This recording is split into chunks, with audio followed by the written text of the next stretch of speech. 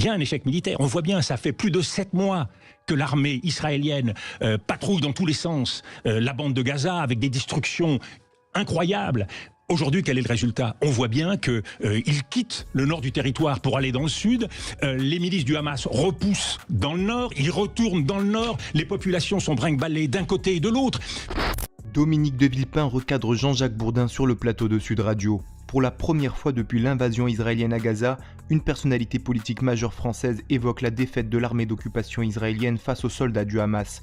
En effet, suite à l'annonce d'une demande d'arrêt de la Cour pénale internationale visant le premier ministre israélien d'extrême droite Benyamin Netanyahou, le journaliste militant Jean-Jacques Bourdin tente de justifier le génocide en cours à Gaza en agitant la carte du Hamas. Une tentative de manipulation inacceptable pour l'ancien premier ministre de la République Dominique de Villepin, qui dénonce la propagande de Jean-Jacques Bourdin et évoque pour la première fois la défaite militaire et politique de l'occupation israélienne à Gaza. Que faites-vous du Hamas et de sa volonté d'éradiquer l'État israélien, d'éradiquer l'État juif?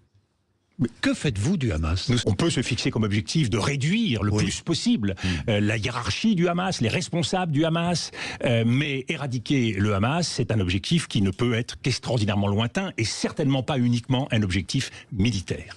Il y a un échec militaire. On voit bien, ça fait plus de 7 mois que l'armée israélienne patrouille dans tous les sens la bande de Gaza avec des destructions incroyables.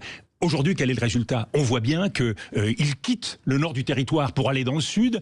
Les milices du Hamas repoussent dans le nord, ils retournent dans le nord. Les populations sont brinque-ballées d'un côté et de l'autre. Sur le plan militaire, il y a là aujourd'hui une situation qui, on le voit bien, est véritablement dans une impasse. L'idée qu'on mène la dernière guerre, l'idée qu'on mène le dernier combat et qu'à la fin on sera tranquille et qu'on vivra en paix parce qu'on aura réduit en miettes l'ennemi, c'est dans un monde mondialisé, c'est une utopie totale. Et c'est l'inverse qui se produit. À un moment donné, il faut ouvrir les yeux. Est-ce qu'Israël est aujourd'hui, nous sommes en mai, plus en sécurité qu'il y a 7 mois? Je n'en suis pas du tout sûr. Je n'en suis pas du tout sûr. Et c'est en cela qu'il faut, à un moment donné, être capable de poser le canon et de se dire, bon, quelle est la bonne solution?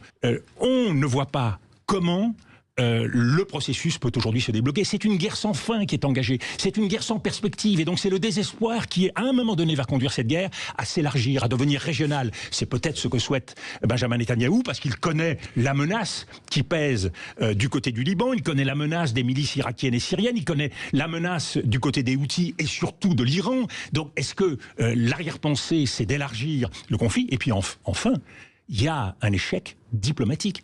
L'isolement d'Israël s'accroît tous les jours. Je veux bien croire qu'Israël, le gouvernement israélien s'en moque et que la résolution et la détermination d'Israël est suffisamment grande pour gérer tout seul. Mais quand on voit que les Américains sont amenés aujourd'hui à suspendre des livraisons de bombes, des bombes d'1 tonne. Je ne sais pas si vous imaginez les dégâts que cela fait, des bombes d'1 tonne sur un territoire qui est déjà ravagé.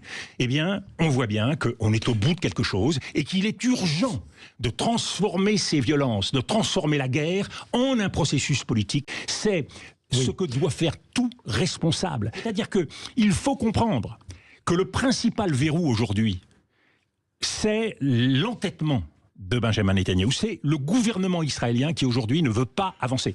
Son gouvernement ne peut pas tenir si les ultranationalistes n'ont pas cette perspective de renforcer la colonisation en Cisjordanie, peut-être même l'élargir à Gaza si on arrive à réduire la présence des Palestiniens. Et, objectif principal, empêcher la création d'un État palestinien. C'est-à-dire refuser tout processus politique. Son objectif, pas de création d'un État palestinien. Une fois qu'on a compris ça, on a compris qu'il ne pouvait pas être l'homme de la situation dans la durée. C'est-à-dire qu'Israël aujourd'hui est tenu par un Premier ministre qui dirige un gouvernement qui cherche à se survivre à lui-même, mais qui surtout cherche à bloquer tout processus politique. Aujourd'hui, la conviction qui est en train de se répandre, y compris en Europe, c'est qu'il faudrait d'abord reconnaître l'État palestinien. Oui, vous demandez à la France maintenant de reconnaître l'État palestinien. Je crois que Emmanuel Macron doit regarder la réalité internationale en face et qu'il doit corriger une politique qui, depuis le départ, a été déséquilibrée sur cette région, ce qui, pour la diplomatie française, pose de très nombreux problèmes. Et la façon de le corriger, c'est de participer, avec des pays comme l'Espagne, avec l'Irlande, de participer à ce mouvement en faveur de la reconnaissance de l'État palestinien. Mais en tout état de cause, il faut changer de braquet et il faut changer la nature des choses, passer du militaire au politique. Et vous, que pensez-vous de l'intervention de l'ancien Premier ministre Dominique de Villepin face au journaliste militant Jean-Jacques Bourdin? Donnez-nous votre avis en commentaire. En attendant, rejoignez-nous, soutenez l'information Break News.